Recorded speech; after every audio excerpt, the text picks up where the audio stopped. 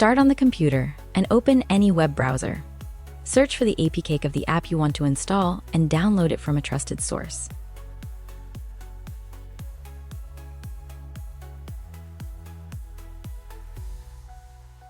Once the download finishes, make sure the file ends with .app. Leave it in the Downloads folder for now. Next, in the same browser, search for Android Platform Tools. Open the official Android developer page and download the platform tools for your operating system.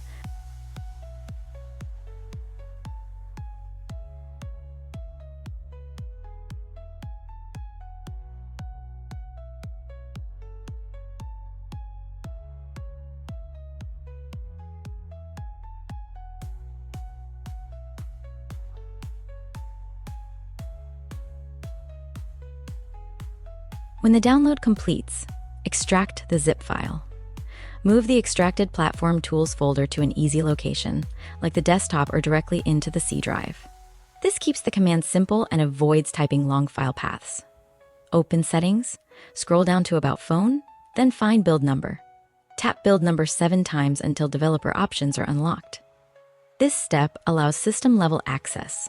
Go back to Settings, open Developer Options, and turn on USB debugging.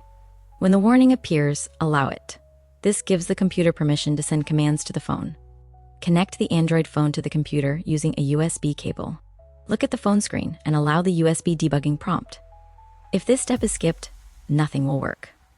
Back in the command prompt, type ADB devices, then press Enter.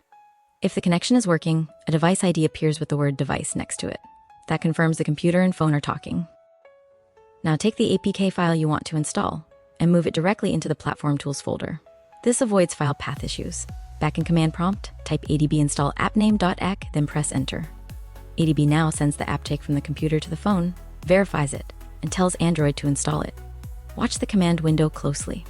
If everything works, the system responds with the word success. That means the app is already installed and ready to use on the phone. If you see unauthorized, look at the phone screen and allow USB debugging again. If you see version downgrade, uninstall the existing version of the app and run the install command again.